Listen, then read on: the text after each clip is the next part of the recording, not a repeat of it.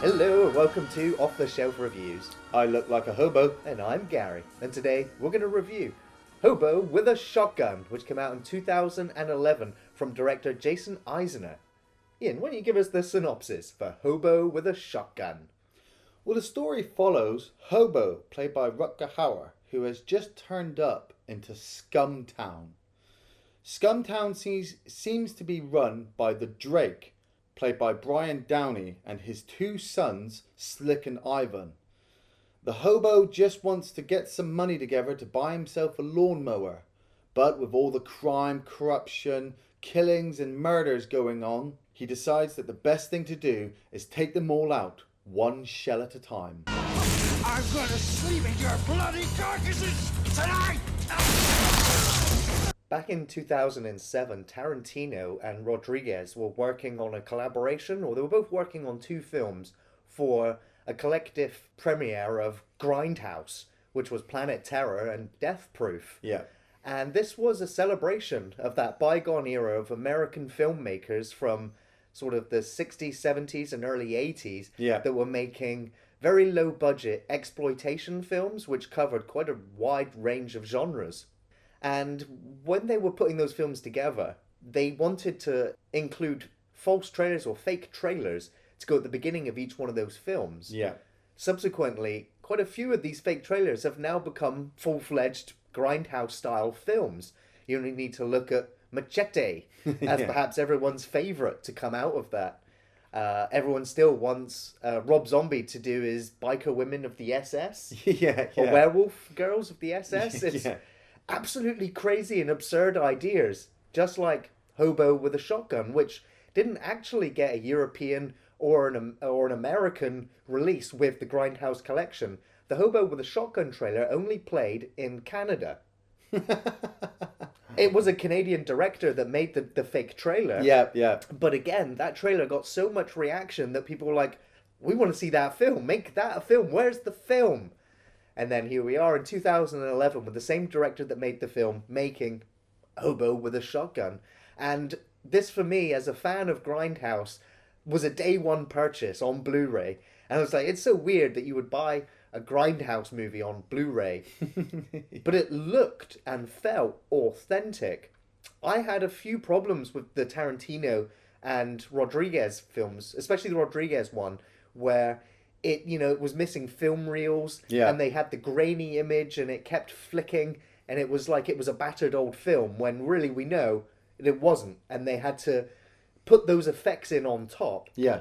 Whereas for this one, they shot it on film and then they digitally processed it so that all the colours were saturated and some of the colours just really stood out, and it kind of gave it that run-down-ish sort of look. It was more stylised than anything.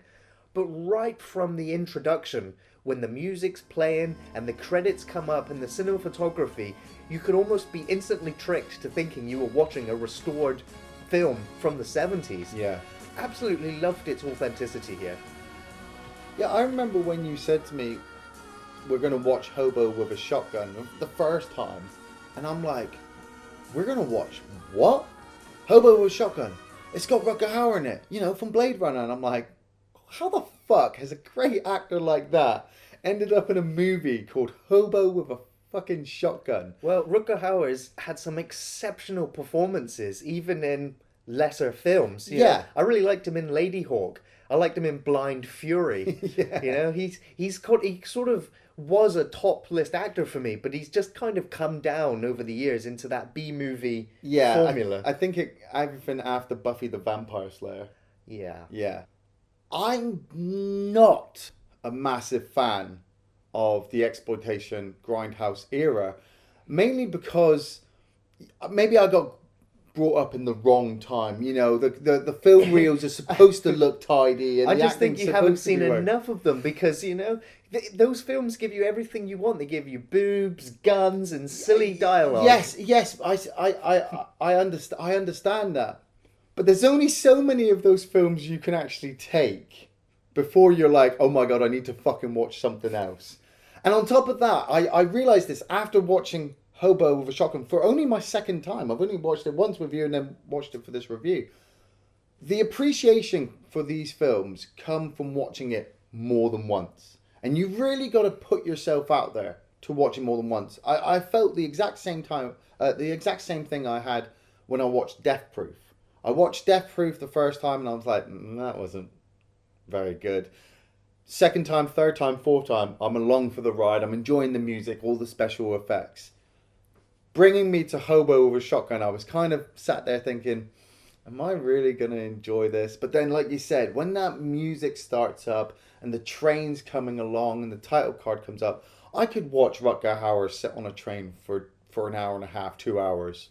You know, he just holds the screen throughout this whole entire movie as the Hobo. Absolutely. It's interesting that the actor that played the Hobo in the trailer Yeah. was asked to reprise the role for the film, and he was just like, I don't know if there's enough material in here for this role to go an entire hour and a half film, and I don't know if I can bring that sort of character to life for you. And so he subsequently bowed out. Yeah, but he's got so much experience on his face, Yes. behind his eyes.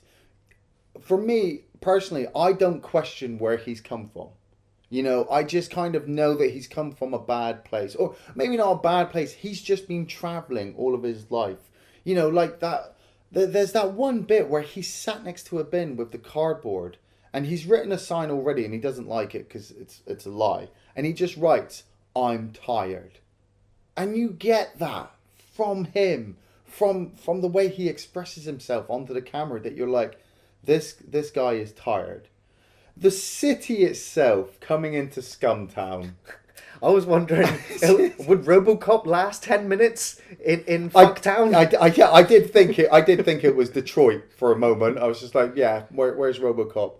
But you only get that one shot where Hobo is walking towards it and you can see it in the distance and there's just fucking smoke. It looks like it's been blown up already. And then he walks on the streets and, like you said, Grindhouse style, let's minimize it. Let's just keep it to a couple of streets, bit of graffiti, some guys breaking into a car. I only question of why you parked your car there in the first place. You're living in Fucktown. You know, don't ever leave anything anywhere. And Hobo's just walking around pushing his trolley, and this guy comes running around the corner with a sewer lid wrapped around his neck. You're like, what the fuck? And then you're getting introduced to Slick and Ivan, played by Gregory Smith and Nick Bateman, and the Drake, played by Brian Downey. I didn't recognise him the first time I watched this, Brian Downey. It wasn't until this time when I was looking it up that I realised it was Stanley Tweedy from Lex. Do you remember Lex? Yes, yeah. Bizarre 90s TV sci-fi show. Yeah, and in this, he just basically...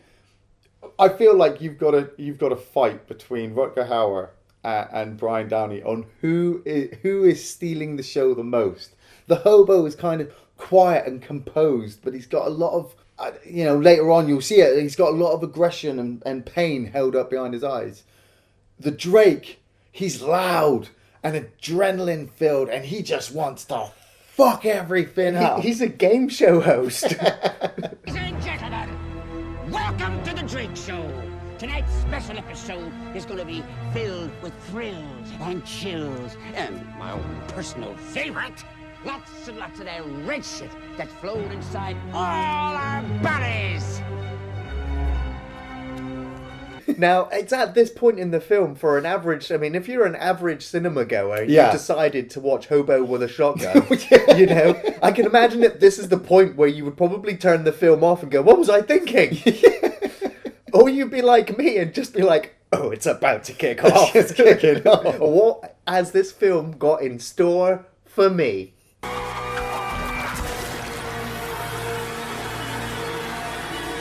That's fucking awesome. But I did not see this coming.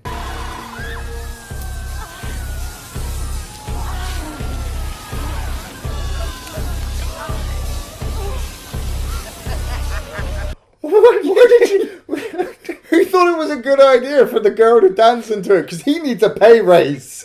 You know, that one moment, I was really worried because I'm looking at the Drake suit and I'm like, that's a really white suit. You don't want to get blood on that. And then you see her dancing in it. I'm like, yeah, that's why he takes a couple of steps back. favorite fucking uncle?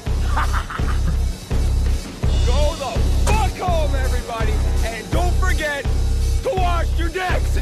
What really makes this film stand out for me, and I think it's what makes the other Grindhouse movies stand out as well, are the standout performances these guys do without the blood and guts. You know, there's this sequence, like I said, where Hobo is just walking down the street and he's looking through the porn window and he's looking at this lawnmower, you know, and he's seeing the video advert of the guy just lawnmower, and you can see that that's what he really, really wants. He wants the lawnmower, and he'll tell us later on when he's talking to Abby, the girl he meets, that he just wants to make his own business. He's even got his own slogan ready for this business. And so you're emotionally, you're attached.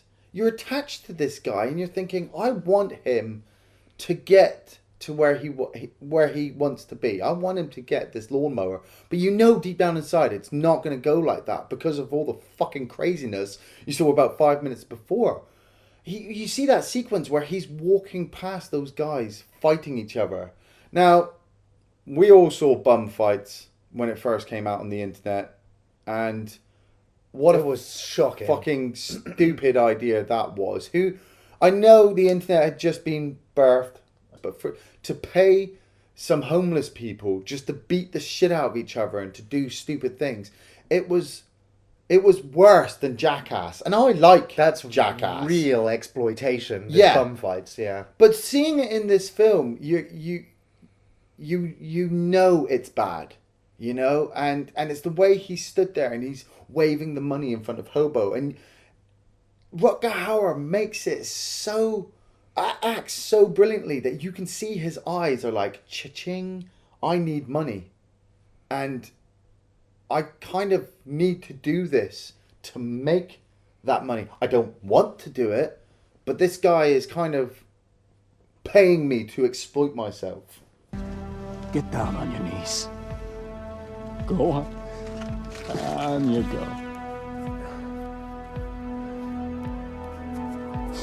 Now I want you to start chewing the glass. What? I want you to start eating that glass. Slick and Ivan, the sons of the Drake. I'm not entirely sure if these guys are brilliant actors or not, but these characters do stand out. Like I said, you've got Nick Bateman playing Ivan. Wouldn't recognise him a lot from anything, but Gregory Smith I'd recognise as the young boy from Small Soldiers.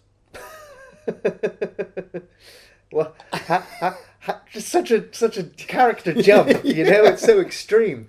But yeah, I mean, they're both coked out up to their eyeballs. Yes. You know, they're just slamming cocaine down on the arcades, and you can just see people just getting a frenzy to get at it. And, you know, their acting is so over the top and so colourful, yeah, that I kind of end up liking them. It's because, and I think it's because you see the over-the-topness from the Drake. They have to, or are aiming to be just like their father. Yeah. And you get that. You get this whole, the Drake is massively, massively loving of Slick. But Ivan, yeah, Ivan's... He's not the favourite son. Yeah, he's not all there, really.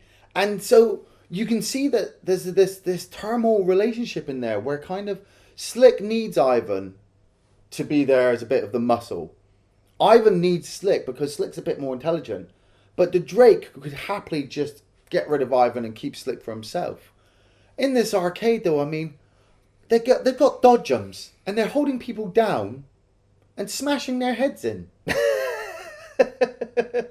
There's those fucking hammer games that you see at the fairs, but there's a guy's foot. Check this out, man. It's fucking awesome.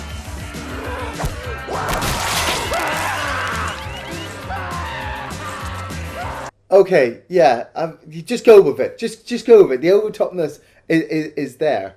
And then we're introduced to Molly Dunsworth. She kind of stands up to Slick. This character of Abby, you know, she stands up to Slick and she's like, just leave him alone. And then he's just like, you know what, I'm taking you with me. We're going to go fuck. Yeah, that was a really polite way of how he says it. Yeah, yes, this is true. You heard me.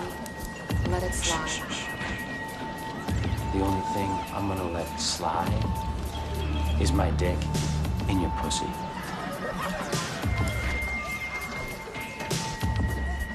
And so I'm guessing that she was, she is a prostitute. Yeah. She said she for a long time she'd just been selling her body to survive. And there is no other jobs. There's nothing else for her, especially in Fucktown. Yeah. And but Slick's coming on to her way too heavy, and she's just like, no. And then car pulls up and looks like she's going to be dragged away. But that's when our hobo, our hero, steps in and says, no, you're not taking her. And he fucking knocks him out. Purposely knocks him out and picks him up, takes him to the police station. And you're thinking, yeah, it's going to be good because he's going to, actually get the authorities behind him. But the cops are just as corrupt. They're actually happily working for the Drake. And it's like the police chief, you got that brilliant scene between Hobo and the police chief sat in the room talking, and you're thinking, oh, the police chief seems quite nice. And then he says, has anybody actually welcomed you here? No. Well, welcome to Fucktown. And Slick and Ivan come in and he's like, and these are the princes of Fucktown. And you're like, ah, fuck. And he says he's going to carve a billboard into his chest. And he writes scum with his knife. And you're seeing blood everywhere. And I was like, holy shit, that's nasty. Yeah. And then they throw him into the trash. And so we watch the hobo wander around the town, middle of the night, and he bumps into Abby again. And after he saved her earlier, she decides to take him home and put him into her bed. Yeah. And this is one of my favourite sequences in the film where he at first he explains about the bear and how it's one of those nature's animals that's very territorial. But he also explains his backstory about pain and how he refuses to acknowledge pain, which is almost like his brother. I just tell my brain when I know I'm hurting. I just say, I got nothing for you, buddy. Nothing to make it go away, so just go to hell. And he goes. He's like a brother to me now. And brothers fight sometimes. And it's just a really sweet moment where she, invites him into her bed and lets him sleep. And I love the next morning where he's replaced an empty picture frame with a picture of a bear. Yeah. And a simple sign saying, thanks for the bed. And he's off again, didn't want to trouble her anymore. So that's a really great moment. And it was at this point that I realised that Rutger Hauer his performance was absolutely fantastic. Yes. So much better than perhaps the film needed, but absolutely elevated this film, above its genre tropes. Yeah. Like I said, it's just the emotion that comes across, the way he makes you feel that you, in a weird way, I know, I mean, technically for me, it was the second time watching it, I can't wait for him to get the shotgun, mainly because the guy's been hurt so much and pushed around and beaten down. I want him to start fighting back. It's not too obvious that he's just going to get the gun and just start blowing people away and it's just going to be over the top. I feel like you really needed that emotional standpoint from him to say, look, yeah, pain comes along to me and I'm like, I've got nothing for you, fuck off. And he gets to the pawn shop and sees his lawnmower and he's got just enough money for the lawnmower and he's going to start his own little business and he's going to start doing his thing, and you're just like, here we go. And the fucking robbers come into the pawn shop to rob it. And they've got the gun waggling in the baby's face. They're threatening to slice the throat of the woman they've got hostage. And the hobo's left with a choice. Does he ignore it and buy his lawnmower and let the scum rule the streets? Or does he spend the exact same amount of money on a shotgun? And so, he just lifts that shotgun off the counter and starts blasting. Yes. It's like, fucking A! That's what we've been waiting for! It's happening! I love he puts the bloody money on the counter to keep the change. Yeah, he's got fucking scruples. This man's got morals. He also seems to have infinite ammo. We see him reload a couple of times, but I don't know where the ammo's coming from. A box of shells. But he just goes out of the way. He blows away all the robbers in the pawn shop. He heads back to the cameraman, blasts him in the fucking gut, and then makes him eat the videotape. There's a pimp who's got this young girl who looks like she's taking a bit of a beating. He takes a fucking headshot as well. There's a couple of drug guys, They're drug killers. They've got women tied up. I thought this part seemed a bit out of place, but I realised after what the killers were thinking, because he walks in, the hobo walks in, he's got the shotgun in his mouth and a ski mask on, and I'm thinking, well, why are you doing that for? They're just going to shoot you, aren't they? And it's to trick them, you know, it's to make them think that he's crazy and he's planning on blowing his brains out. But in that small time of distraction, he blows them both away, and you're just like, fucking yeah. And then the Santa Claus, fucking hell yeah, blow that Santa Claus away. We'd already seen a shot of Santa Claus with a girl in the back screaming for help. It was just like, how crazy is this town? And yeah, it's one of my favourite scenes in the film, where it is this montage where the news are aware of this hobo going around killing all these criminals in this town, which is pretty easy job considering they're everywhere. Yeah. And I love the news article that comes up and it says, "Hobo stops begging, demands change." It's just like, I love it. It's just great. And it cuts back to Drake, and he's just like, who is killing all my men? What's happening? And in the background, you've got some naked ladies just batting this guy to death. Yeah. It's just like, yeah, that's fine for the background. And then he pulls out the baseball bat covered in razor blades. It just disembowels him. It's just like, yeah, this is all great. It's all good. It's there where you see the relationship between him and Slick. Yeah. Ivan's told to put his head on the table and is just kind of ignored. But the Drake is emphasizing to Slick that if you want to be feared, you've got to fucking go out there and do something really, really crazy. Hence, baseball bat with the razor blades. And so Slick decides to flamethrower a bus full of children. You know, when I saw that school bus and the teacher run away and Slick come up to the bus, I was just like, nah, no.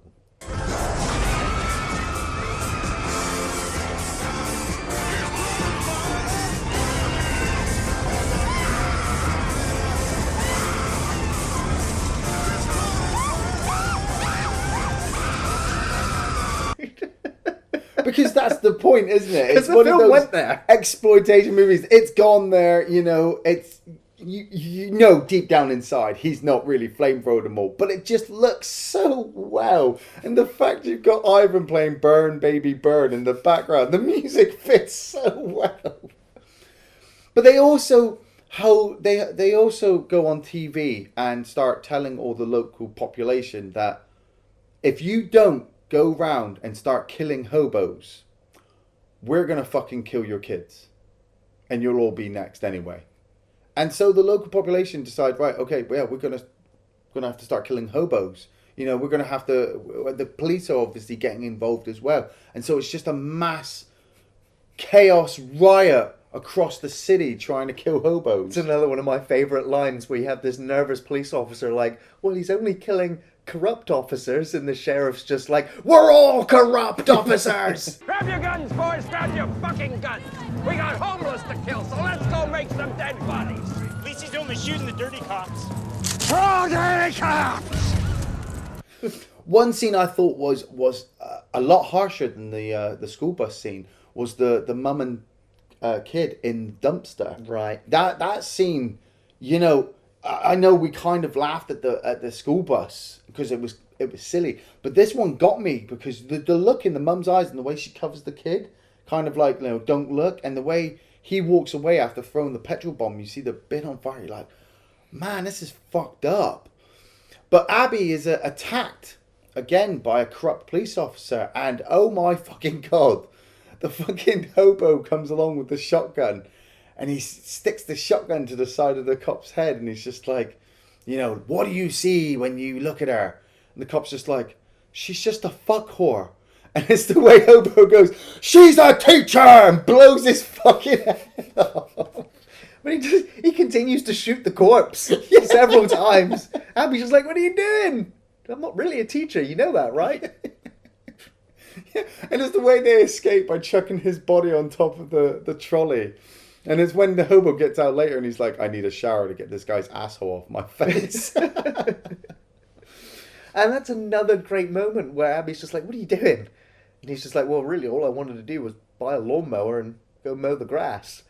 And she's like, well, that sounds like a great idea. Look, this town's gone to shit. You can't do anything to really stop it, so let's just go. Let's go somewhere and start over. We'll buy a lawnmower. We'll go in business together. And I was just like, oh, yeah. You know, that's really sweet. You know, part of me is just like, it's not going to happen. No, but you've grown to it because of the relationship between the two characters. You know, the hobo hasn't been too forceful onto Abby about what he wants, and Abby hasn't been too forceful upon him to try and protect him. They're actually, destiny keeps bringing them back together, which is really, really nice. You know, they just seem to keep bumping into each other. But once they're home, Slick and Ivan are tipped off that the hobo is there. So they come to fucking fuck them up. And Ivan is wearing ice skates. It's the way he walks down the corridor, like really fucking strutting happy. Strutting himself. And they kick in the fucking door, and Ivan just starts beating on the fucking hobo with these ice skates. Slick decides to take Abby into the bedroom and slowly saw her head off with a hacksaw. That was horrible to watch. Yes. I felt every single cut. I was just like, come on, hobo, get in there quick. Yeah. It's the way he gets the toaster out, and the ice skate gets in the toaster and electrifies him. And then he goes into the bedroom with the shotgun and some masking tape, and he brings Slick out with a shotgun attached to his nut. The way he's just panicking, he's just like, no, please, I'm still young, I've still got so much fucking to do. And Hobo's just like, oh, I've had enough of this. It just blows him away. Oh, God, yeah. And I felt that. Yeah, you see Slick there, and you see him playing with the remains of his penis. Really great gore effects. Yeah. Really good. And he rings up his dad, and he's like, Dad, I'm sorry. I did my best. You were awesome. I'm going to die now. Yeah. And this is just an amazing sequence where that school bus, filled with smoke, just rides out of hell. You see the door open, and then it cuts to the back of the bus, and you see Slick up against the back of the window as he takes that bus to hell. I was like, that's justice, that is. That was justice. But Drake is really distraught that his favourite son has died, and so decides to bring in the plague. Now this is where the film really kind of hit the fucking Grindhouse extremes. With these two, I want to say guys, but you're not entirely sure if they are or not. They're just two actors in full-on fucking body armour, head to toe, mechanical masks and all this. And they've been assigned to bring the hobo in. Now, the hobo has taken Abby to hospital, and luckily she's been saved. But the plague turn up and fucking wipe out like 4 or 5 doctors and nurses. They harpoon them up to the ceiling and leave them to hang. Yeah. It's just like, that's an inventive weapon. It's quite a way to do it. And I love the last one that goes up, goes right through and hits some of the electric cabling and just blacks out the hospital. It's like, yeah, this is intense. And then, of course, they come in and they find Abby and they find the hobo. And they end up putting the hobo in a coffin. Yeah. And dragging him back to Drake. Well, yeah, that's it. They drag him back to, I think, their base first. And you can see the hobo kind of in the coffin. And he's like, hey, man, you got a light?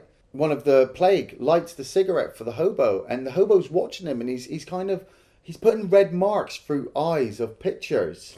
But you can, if you look carefully, you're kind of like, so the plague have taken out Jesus, Abraham Lincoln, the Easter Bunny, and in the background you've got Grinder, who seems to be fighting an octopus. That's Cthulhu in there. That's what it is. It's got to be Cthulhu. These guys are so powerful. They're taking on Cthulhu. It's just like, what the fuck? But yeah, while they're taking the hobo over to Drake, Abby has decided, fuck it. You know, I'm deciding to fight back. So she goes to the pawn shop again and tools up. She takes the lawnmower apart and makes a kind of homemade lawnmower shield for herself and a shotgun combo axe.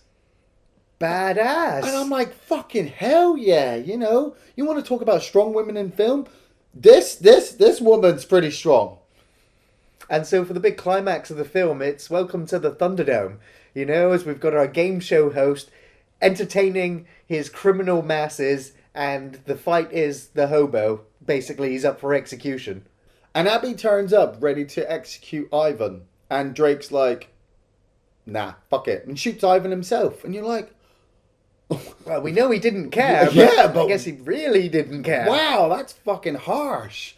And Grinder attacks Abby, but she manages to take him out, rips him to pieces. Like I said, you still don't actually see what's in the armor, but the armor comes apart and there's gore everywhere. And the Drake grabs Abby and attempts to put her face into the lawnmower shield, but instead she puts her hand up to protect herself, and fuck me, her hand gets destroyed. That was violent. That was awful and very well done. And you know, when you see the bone protruding and just torn flesh everywhere, I was like, I can't even imagine it. I can't. How much it must hurt, because then she turns around and she starts stabbing the Drake continuously. And he hits the floor, and she finally heads over to help Hobo out of the sewer hole that they'd stuck him in. And she has to pull him by his hair while using the bone from her wrist to lift up the sewer lid. Oh, it was intense. You know, you're so wrapped up in the film, you've been brought in by the emotion that you feel what it must feel like to use that bone and how... No more. Again, I thought it was a really great moment where the last survivor of the plague comes up to the hobo, and it's like, yeah, Abby, she's going to come with me. She's going to be the next member of the plague. I was just like, wow, that's really cool. Yeah. But Hobo's just like, she's not going with you. And he's just like, well, I'm not going to fuck with you, Hobo, so yeah, I'll just get out of here. And off the plague go. That's it. I'd love a film, just The Plague. Yeah, I want a film about those two guys. Backstory, history, things that they fight. How many times they've had to change out and you know, inducted somebody else into the plague. But the hobo, I mean, the ending for this movie, like I said, the first time I watched it, I wasn't too happy about it. I think it just ended too abruptly for me. Well, because Hobo's got Drake down now by the gun, but all the police turn up. Yeah. And it's just like, fuck, you know, there's no getting out of this now. But after everything that's happened, the people of Fucktown decide, you know what? Now that Drake's sort of been dealt with... Yeah, we're going to fight back. We can fight back. And so they all aim their guns at the police. And I was just like, wow, how's this going to play out? It's the way he'd explained to it about bears that I really loved. And you get he is the bear in this story, you know, especially when he gets the jumper. And it's the way he says to Abby earlier on in the film, where he says, if the bear gets a taste of human blood, he'll become a man-eater. He'll go on a rampage. And the only way you'll be able to stop him is by destroying him. And that in itself is the theme for the hobo, because once he gets the shotgun and starts getting the taste for killing bad people, the only way he can actually end, or the only way they can end his story, is by destroying him. You and me are going on a car ride to hell. You're riding shotgun.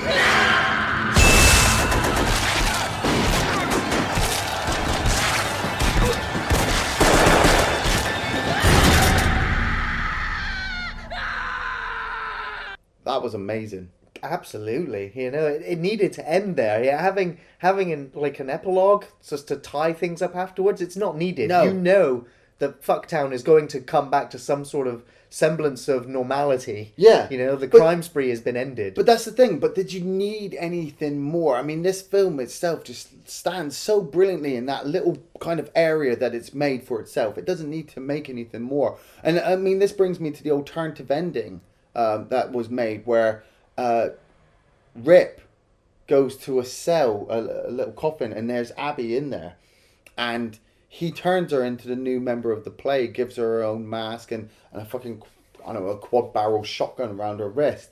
And I saw it and I was like, you know what? That's not as good as the other one. It's definitely not as good as the other one. The other one fits so well in the Grindhouse exploitive area that it's in. Yeah. Where this one kind of sets up that there may be a sequel, and 6 years later we know there isn't. So many memorable moments in the film. It's really hard to pick any, but when I think of Hobo with a shotgun, I always remember the sequence where he's eating the glass and then just showing his mouth afterwards. Just horrible. One of my favorite sequences, and it's where you feel the humanity and you feel connected to both Abby and Hobo when he's talking about his pain speech. Yes. And then the sequence later on in the film when, they decide that they're going to run away together and start their own business. And, his slogan, "You grow it, we cut it." It's just like, I love these characters. They only have to have those few moments of humanity, but it was so good and so well acted, especially in a Grindhouse film, that it just really works to make you root for these characters when they're going up against such overwhelming odds. Yeah. And, like I said, even Ivan and Slick, they're not the greatest actors. I mean, they are so over the top, but they've become cartoons in a way, and I kind of like them. Yes, The energy that they're bringing is the balance to Hobo, because he's so calm, yes. and he's so hard to read, and he's not over the top like the others. So it's like yin and yang for this film, that it all just works and gels together so well. I've got a fucking shit ton of favourite scenes in this movie. I love Rutger Hauer. I love him when he fucking gets the shotgun and just starts blasting people. I love the Drake, and I love his sons, how over the top, and all the weird kills that they do. I mean, the fucking ice skate sequence where he's beating the fucking Hobo up is just devastating. Slick getting his balls blown off, so fucking funny, and so uplifting that, finally one of the bad guys has fucking got it. I love Rutger Hauer's speech to the babies in the hospital. It's a small little clip that you saw in the trailer, but when he's actually stood there, I noticed for the second time that the babies just start to cry as he's talking to them, and when you're listening to all the things that he's talking about and how nasty the world is, I'm like, yeah, I want to fucking cry too.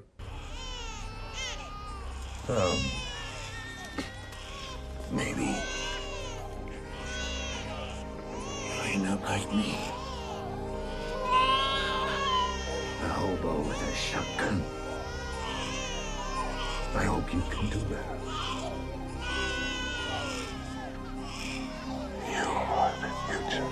I love it when the plague turn up and they're over top. I kind of wish they'd been a little bit more expanded, but then at the same time you get just enough from them.